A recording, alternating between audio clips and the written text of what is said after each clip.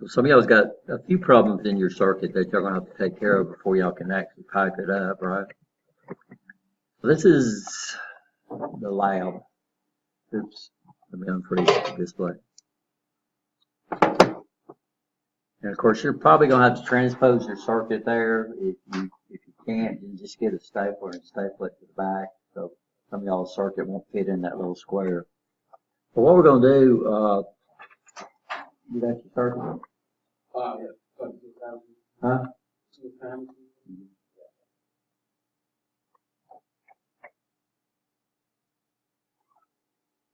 So this is the lab. Everybody should have a copy of it. Did you get a copy of it, Charles? No. All right. Where's it at? And then the lab form. So here, what you're going to do is you're going to pipe up the circuit that you designed, or once you correct it, you design. Okay. And then what you're going to do is you're going to deliberately break it. So what you're going to do is you're going to, once we verify that the circuit is operating according to the way that you say it's going to operate, and this is at least what? Got to have a minimum of two actuators and two control valves. You know, I did a little more, which is great, but that would be for the assignment. So we're going to pipe the circuit up, see how it works, make sure it works the way we think it's supposed to work, right? You understand? If it don't work the way we think it's supposed to work, we're going to fix that, right? You know what I'm saying? And then what we're going to do is we're going to come up with 3 ways that something could happen in the circuit without physically breaking stuff. So piping problems would probably be the most thing. Not piped correctly, valves in backwards, what they're supposed to go, stuff like that, right? Then you're going to see how did the circuit work with the bug in there. And then once you come up with 3 problems, then what we're going to do is we're going to start troubleshooting these things. But you're going to troubleshoot somebody else's problem. And what we're going to do is we're going to utilize maintenance forms, just like you normally would do when you worked out in the field, where you write down and document what you do, especially if you're working with somebody that contracts work out, where you have to document every hour that you spend and what you did. People like to see that before they pay bills, right? And they don't like to come up and say, what was wrong with it? And say, well, it was broke, right? So they like to know, what happened.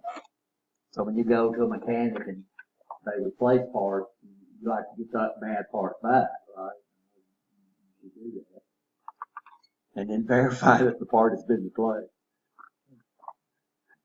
I'm laughing because my neighbor, his engine didn't work right, and they sent it off and said they replaced the motor mounts on it. And when you checked, the motor mounts had not been replaced. So they had tightened them down, something that came loose, and they tightened it down, but they charged him for what? For motor mount. Luckily, so the maintenance form, this is one that we came up with, just to keep up with, US Steel we use logbooks. I guess they still use logbooks. It was basically the same thing where you wrote down everything you did. But what we're going to do here is, because US Steel maintenance, they didn't pay for hours, they just paid for it.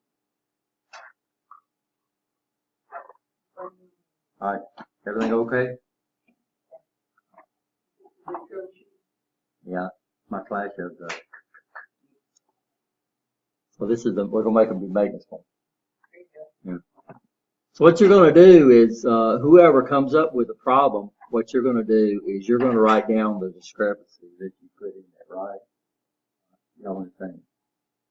And then, of course, you'll come in and you'll put, and I think what we'll do on this one is we'll work in teams of 2, because what we're trying to do is rotate around and let everybody troubleshoot everybody's problem.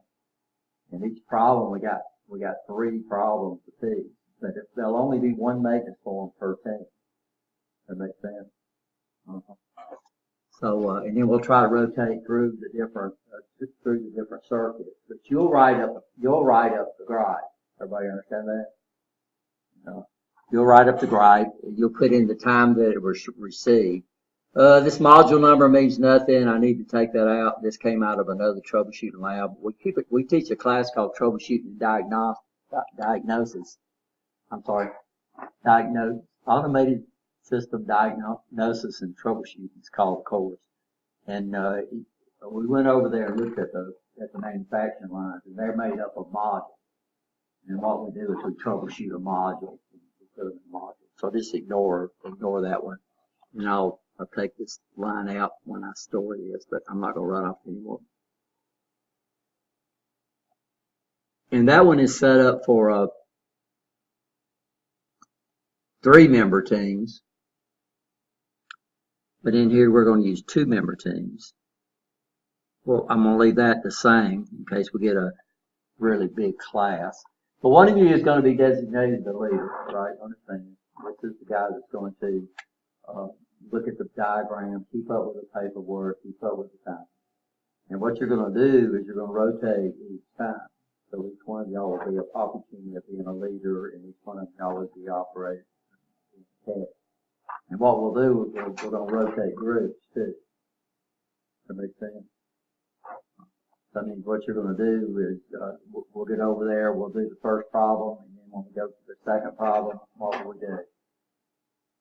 We'll swap groups, and then make sure everybody gets an opportunity to be in the lead. So what would happen is who is the leader on this group would be the technician on the next one. So we need to figure that out too. And we'll see how this works. Because what we want to do is we want you to have the ability not only to have an opportunity to be the leader, and also say, well, let's check this, check that, check the piping and this kind of stuff. Also, you're responsible for filling out the paperwork, right? And then we'll rotate groups. Everybody okay? See how that's going to work?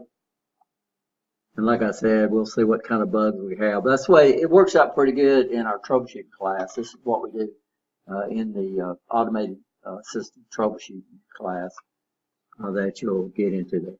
But you got to keep up with how long it was in work, right?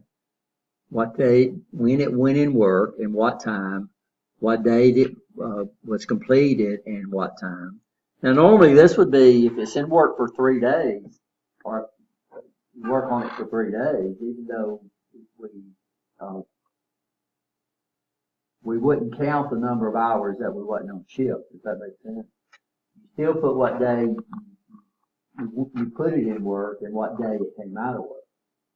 Now, where it becomes important is what we bill our customer is according to the time it was in work, and then what? The total number of man hours.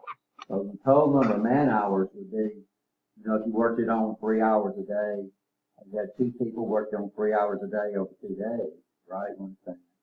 And then what would the total man hour be? 12. And that's what you bill by, not by how long it was actually in the shop, considered to be when we started and when we completed. Then you fill out what's wrong. And you fill out what action you took to correct it. And then if we use any parts, I wish we had some bad parts. That would be really neat, where we could actually substitute bad parts. By the way, you can simulate bad parts by doing what?